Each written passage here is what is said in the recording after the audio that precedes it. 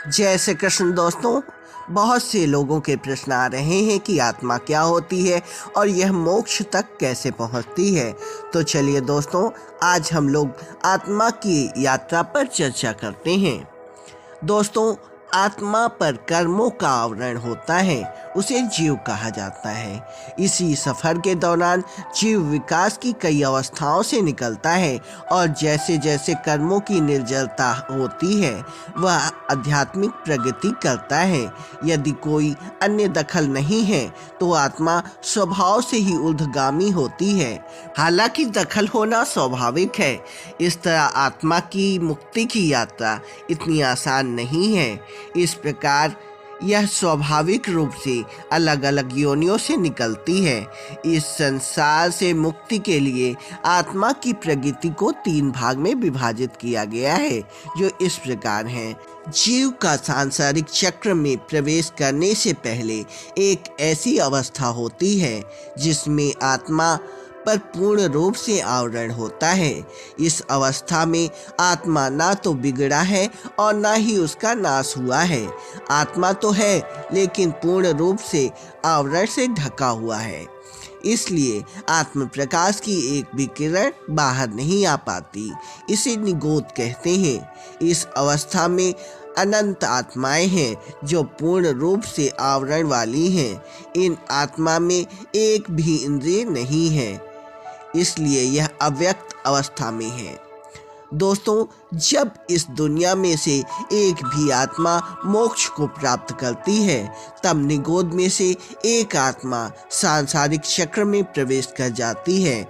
निगोद के आत्मा के ऊपर से सिर्फ थोड़ा सा आवरण हटता है, जहाँ से आत्मा का एक छोटा सा प्रकाश निकलता है। इस प्रकार से एक इंद्रिय विकसित होती है। इसके साथ ही एक विशेष जीव इस दुनिया में अपनी यात्रा शुरू करता है और धीरे धीरे एक इंद्रिय से 2 इंद्रिय, 3 इंद्रिय, 4 इंद्रिय, 5 इंद्रिय तक विकसित होती है और फिर मनुष्य गति आती है, जहाँ से उसका मन, बुद्धि, अहंकार विकसित होता है। ये जीव बंधन में है। प्रत्येक अवस्था में जीव को आवरणों के कारण दुखों से निकलना पड़ता है। जैसे जैसे जीव स्वाभाविक रूप से विकसित होता है, आत्मा पर जो आवरण है वो कम होता जाता है। मनुष्य गति होने पर व्यक्ति मन, बुद्धि और अहंकार से नए नए कारण उत्पन्न करता है।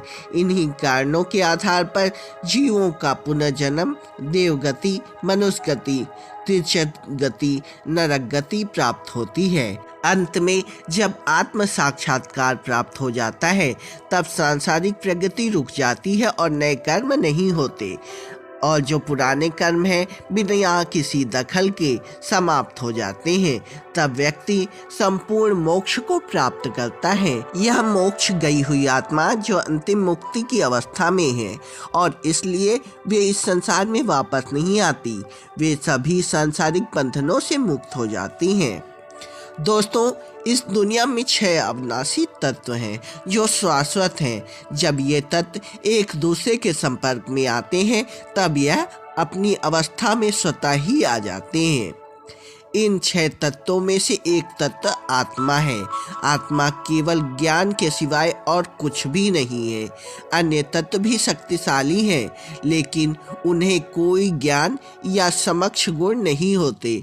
जब जड़ तत्व और आत्म तत्व एक साथ आते हैं तब आत्मा की विभिन्न अवस्थाएं अपने आप ही आती हैं। जैसे जब सूर्य, चंद्रमा और पृथ्वी एक दूसरे के चारों ओर परिक्रमा लगाते हैं तब हम चंद्रमा के जो अवस्थाएं देख सकते हैं, जैसे चंद्रमा का पहला दिन, दूसरा दिन, तीसरा दिन, ऐसे ही वे सभी क्षणिक हैं। लेकिन आत्मा क्षणिक नहीं है, चंद्रमा क्षणिक नहीं है।